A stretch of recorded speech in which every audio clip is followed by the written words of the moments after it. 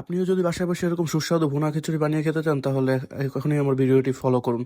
প্রথমে আমি দিয়ে দিচ্ছি অল্প একটু সরিষার তেল, অল্প একটু সয়াবিন তেল, তারপর অল্প একটু রসুন বাটা, অল্প একটু আদা বাটা দিয়ে আমি ভালোভাবে নেড়ে নিব। ভালোভাবে আদা রসুনটাকে ভেজে নিতে হবে যেন কাঁচা গন্ধটা চলে যায়।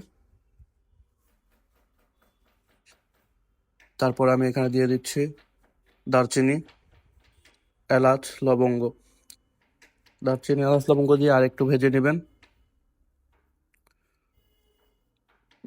ভালোভাবে ভেজে নেওয়ার পর এখানে আমি দিয়ে দিব তেজপাতা দুইটা, ছোট ছোট দুইটা তেজপাতা দিয়ে দিচ্ছি। তারপরে পেঁয়াজ বেরেস্তা, পেঁয়াজ বেরেস্তাটা দিলে খিচুড়িটা অনেক মজা হয় এবং গ্রেভিটাও অনেক ভালো হয়। তারপর আমি এখানে গরম পানি দিয়ে দিচ্ছি অল্প একটু, যেন মশলাটা ভালোভাবে কষে যায়। এখানে আমি মরিচের গুঁড়া, হলুদের গুঁড়া, জিরার গুঁড়া, ধনিয়ার গুঁড়া অল্প অল্প করে দিয়ে দিচ্ছি এবং অল্প একটু লবণ দিয়ে দিচ্ছি মশলাগুলো। তারপর অল্প একটু গরম মশলা গুঁড়ো দিয়ে দিলাম। তারপর মশলাগুলো ভালোভাবে কষিয়ে নেবেন।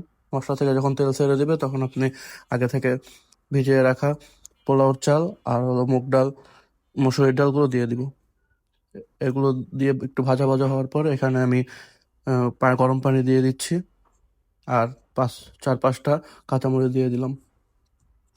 তারপরে যদি দেখেন যে কালারটা আসেনি তাহলে আপনি আরেকটু হলুদ দিয়ে দিবেন। আর আমি লবণটা টেস্ট করে দেখেছি, লবণটা কম হয়েছে, তাই লবণটা আমি আবার অ্যাডজাস্ট করে নিলাম। যখন এরকম মাখা মাখা হয়ে যাবে তখন ঢাকনা দিয়ে ঢেকে আপনি 10 মিনিটের জন্য দমে রেখে দিবেন। 10 মিনিট পর দম থেকে উঠে একটু ঘি দিয়ে দিবেন, তাহলে ঘি আর হলো পেঁয়াজ বেরেস্তাটা আবার দিয়ে দিবেন, দিয়ে ভালোভাবে মিশিয়ে নেবেন। তাহলে দেখবেন যে সুস্বাদু একটা ভুনা খিচুড়ি তৈরি হয়ে গেছে। আপনিও বাসায় বানিয়ে আমাকে অবশ্যই কমেন্ট করে রিভিউ জানাবেন।